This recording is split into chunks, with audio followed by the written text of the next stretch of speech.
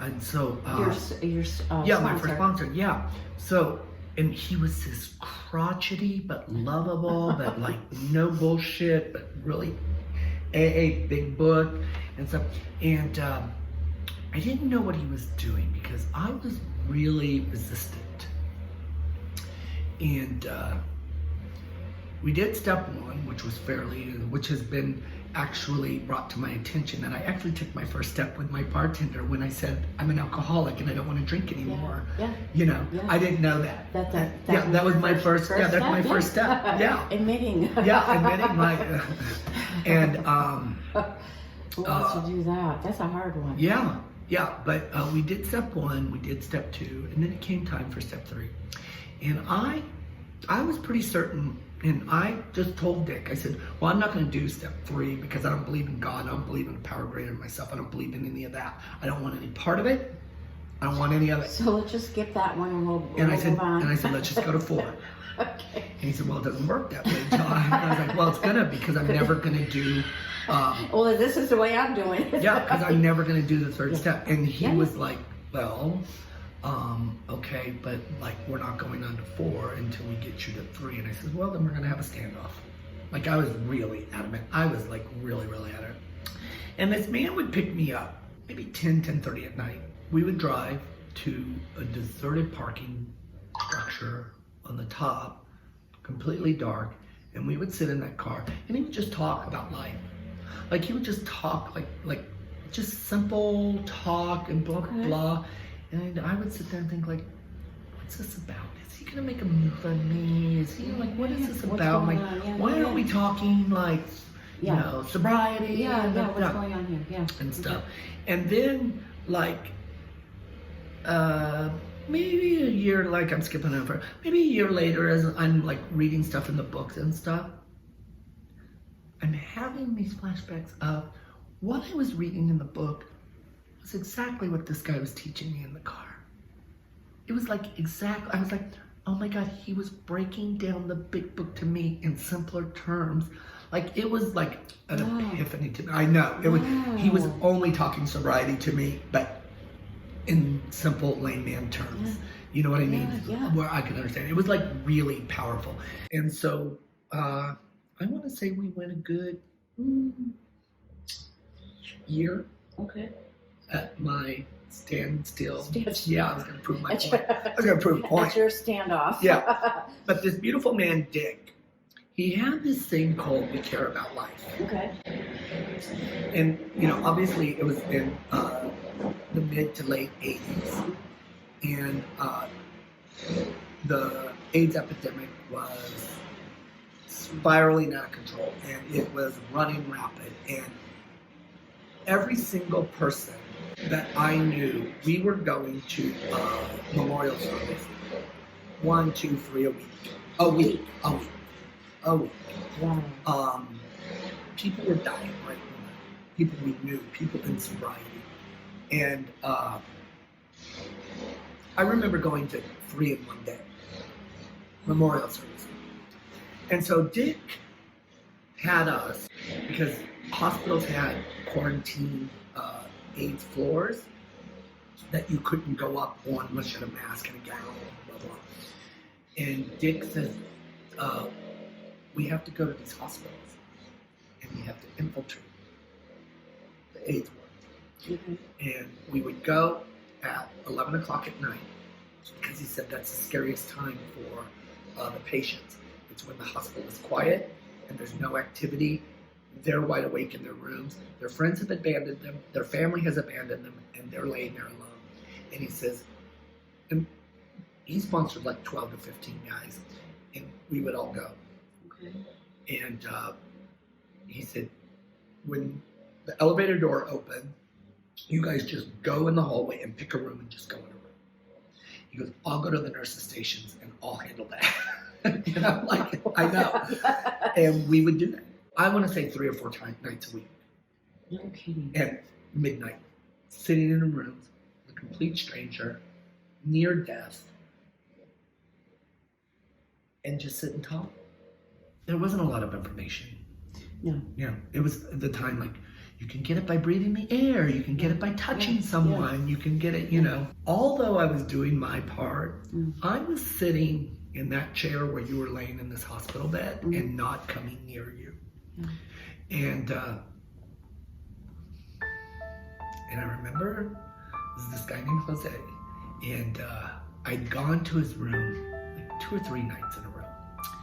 And I'm sitting in my chair, and he's in his bed, and he's covered with Kaposi sores, and he was really sweet, and he goes, I'm really scared today, John. And I said, I know. And he goes, I don't know what to do. No one comes to see me. My family abandoned me. They want nothing to do with me. And none of my friends who said they were going to support me, they don't come to me anymore. And I said, I know. And he started crying. And he said, I don't know what to do. And I got up off the chair and I went over to the bed and I started stroking his face. And his face is covered with Kaposi sores. But halfway through stroking his face, I realized what I was doing. And I started trembling.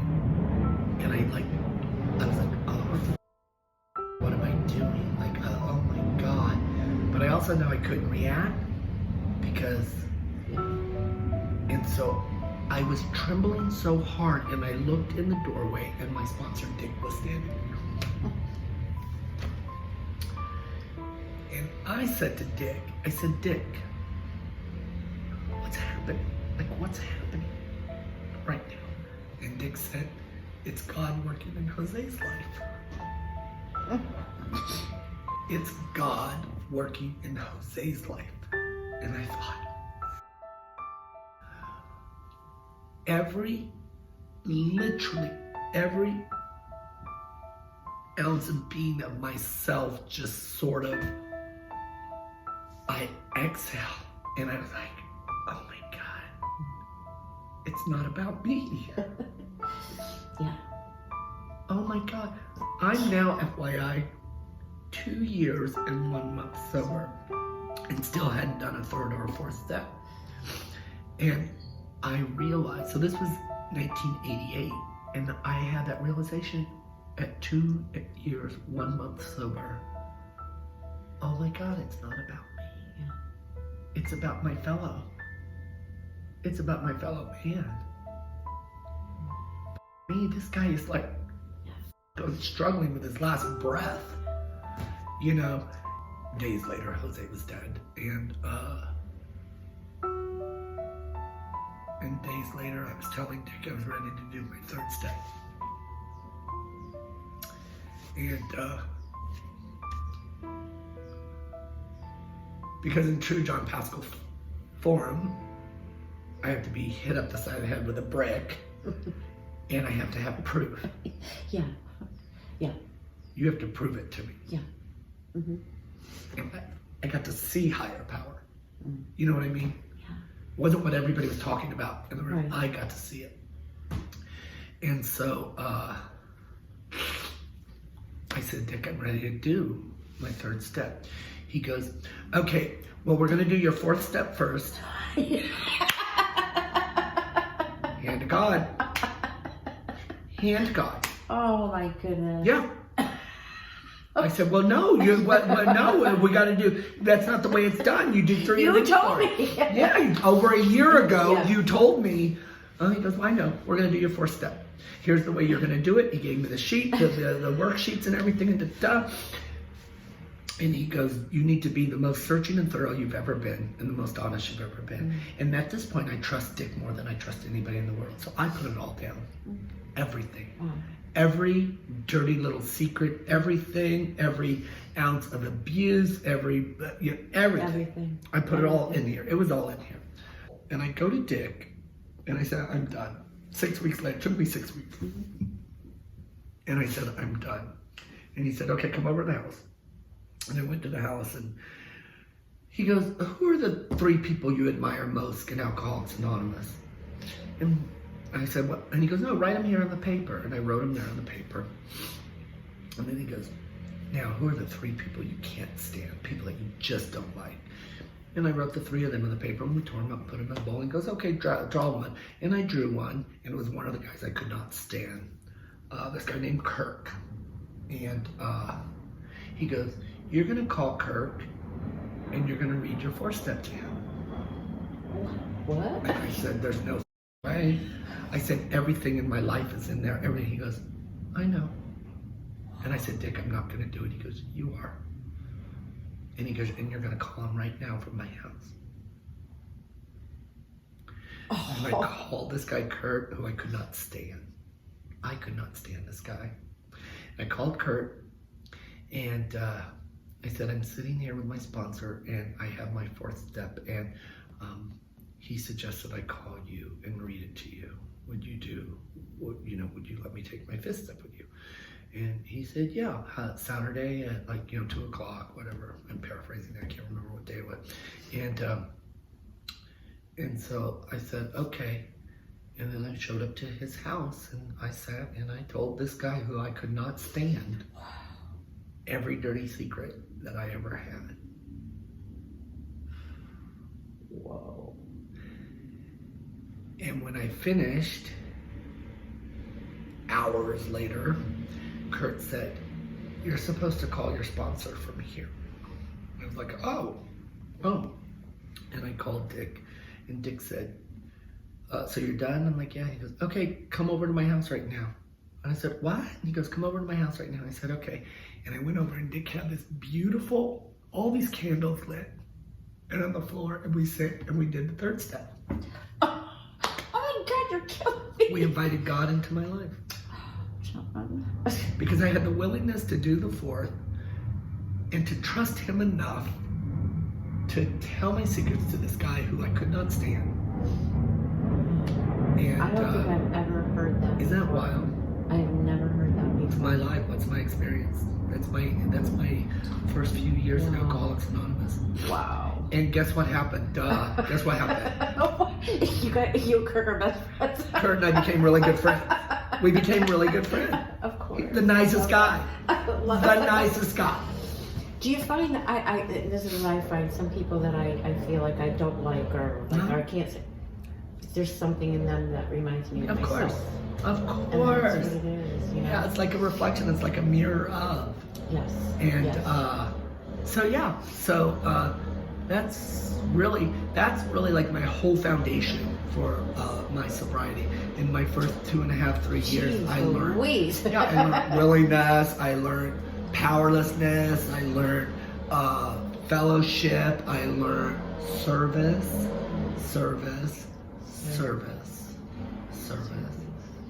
You know, when you spend a couple of years going to a hospital 3 or 4 nights a week for a couple of hours sitting with a complete stranger that's going to be dead in a week. Yeah, we don't have it so bad. Well, you know, and you're also not sitting there thinking, what's in it for me? Yeah. Well, what am I going to get out of this? Mm. Well, you're not going to get anything because he's going to be dead in a week. But we do get something out of it.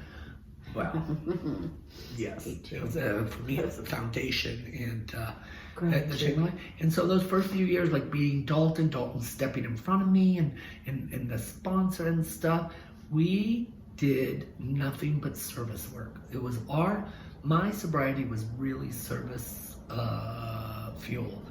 And here's the bad news. Yes. FYI, me being 34 years sober now, the work is never done.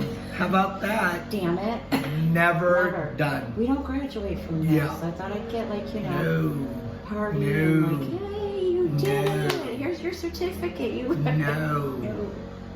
No. But I wouldn't have it any other way. Yeah. Here's my day. Today. Sitting here doing this with you. Then at 1 o'clock, my sponsor meeting, because I still meet with my sponsor once a week. And then, for sake, it's ruined. It's ruined. I can't work like that. Should we sit in the background or? You want to walk by, There's a closet in the garage Where I put the dog. where you put the dog. Can you please put your mother away? Was it out 1 o'clock you're meeting your Sponsor, Jennifer, who because I had I've only had 2 sponsors in AA. Dick, my first sponsor, who we chatted about, and I had him for the first 5 years of my sobriety, and now I've had Jennifer for the last 28, 29 years. Wow. Yeah. And blowing that whole myth out the water of like men should sponsor men and women should sponsor women and stuff, and it's all like, you know, I as I tell Jennifer, look, I'm giving you 29 more years, and if you don't start working out, you're out of here. It works for you. Yeah, she, oh my God, like beyond lifesaver, this woman to me, like just so amazing. She breaks it down for me. Anyway, so I'm meeting her at 1 for our weekly meeting, because I still stay in the middle of the boat. And then at 2, I have therapy from 2 to 3.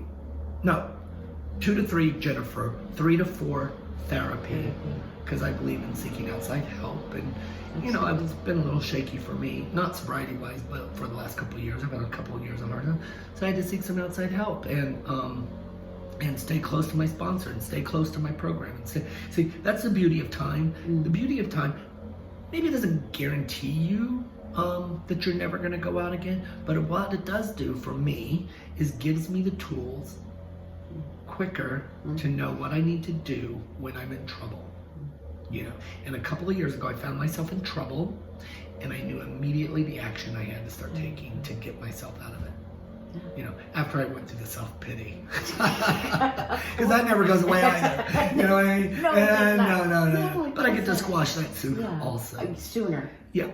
Because we're human. Yeah. Well, what you were just going to say is one of the most important things my sponsor Jennifer ever said to me, because I can remember, I want to say maybe I was 8 or 9 years sober, and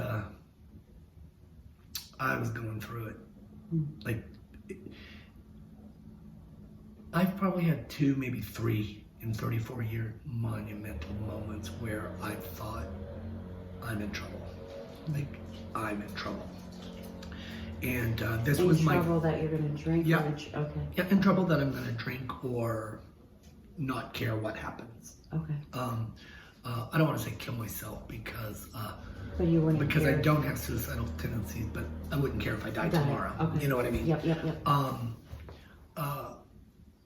And I was 8.5 years sober, and I was in the middle of it. Mostly self-inflicted. Drama, people thinking poorly of me. Oh my God, what are they all going to say? What am I going to do? I'm not going to make it. And, you know, and it was bad. It wasn't all of it. And I had been trying to work through it for a few months. And I wasn't getting better. And she had me doing everything. She had me writing, she had me doing service work, meeting. And we were at dinner and I can remember it like it was yesterday, because it was such a, like the Dupar's coffee at 11 months of sobriety. This was the next wow of my, and we're sitting at the Mustache Cafe on Melrose, down by Rossmore, and we're sitting there, and I was like, Jennifer, I'm not gonna make it. I said, I gotta stop this. Like, I gotta stop this pain. Like, it's too much. And nothing's working and stuff. In her beautiful, loving, spiritual way, she reached across the table and she took my hand and she said, you know, John, all you did was make a mistake. All you did. You just made a mistake. And you're human. And humans make mistakes. They always have. They always will. This isn't your last mistake. Because you're human. You're only human. And when she said you're only human, it lessened it. It made it like, who the f do I think I am? Because I'm only human. And all I did was make a mistake. Which makes me human. But I was 8.5 years sober, and I'm supposed to be like this and this and this and a shining example. And I'm not supposed to do things like that anymore. And I'm supposed to be an example for all to follow. And I made a huge mistake. But she made me see that that's all I did. You know, and it was a turning point for me. Like, I was like, oh yeah, oh, God, I get to love myself even when I make a mistake. Yeah, we do. You know? Absolutely. Yeah. It's not okay to put myself through that when I make a mistake. Yeah. So it was monumental. That was monumental. She's never guided me wrong. It's so crazy. In 29 years now that she's been sponsoring me, she's never guided me wrong. And I have to tell you, like, I'm not a big believer of, like, have I liked some of the things she has said to me? No. Have I liked some of the directions? No. Has she usually turned out being correct? Yes. Kicking and screaming and stuff. Yeah, of course. But, you know, I don't know, like, so, you know, I'm not a big believer in, like, oh, that sponsor's not working for me anymore. I have to get a new one. Oh, I have to get a new one. Oh, I have to get a new. You know, I know someone now that's gone through 4 sponsors in the first year and a half of their sobriety, and I'm like, what's the common denominator? Yeah. What's the common denominator? I remember at one time my sponsor, she was going through something. Yeah. And came to me and said, you know, I can't be your sponsor right now because I'm going through some things and it wouldn't be fair to you. And I looked at her, I go, are you kidding me right now? No. Thank God you're human. I thought you were perfect. Yeah. No, I'm sticking with you.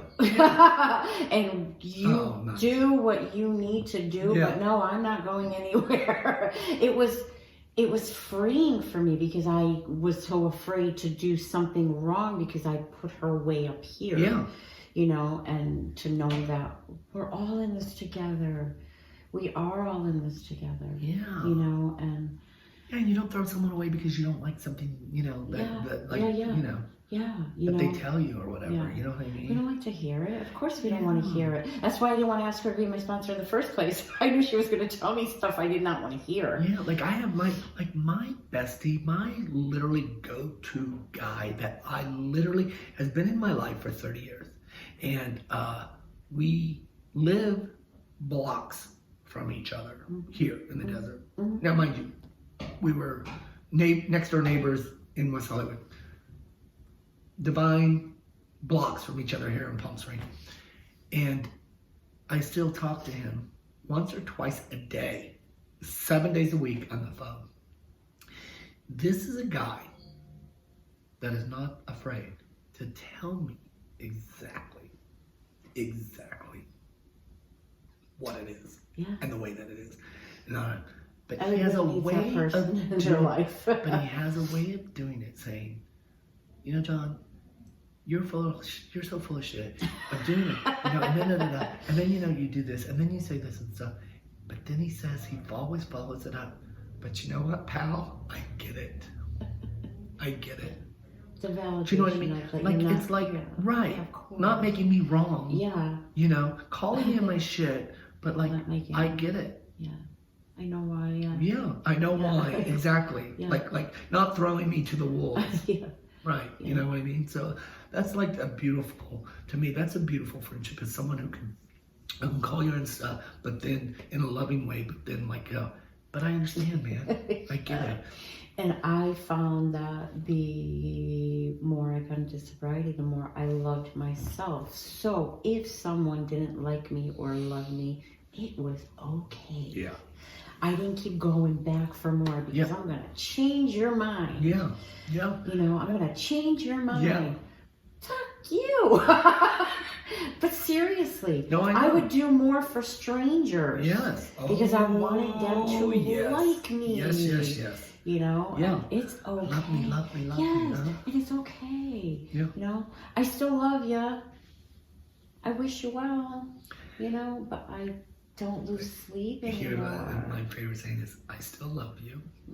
I wish you well. Yeah. I just don't want to sit and have a meal with you. That's it? Yeah. Yeah. I love you. I wish you well. I just don't want to sit and have a meal with you. Yeah. I always want to have a meal with you. I know. I love you. Thank you so much. Oh my God, it's amazing. This was great. Part 2 will be tomorrow night. We're going to keep going for another 14 hours. Oh,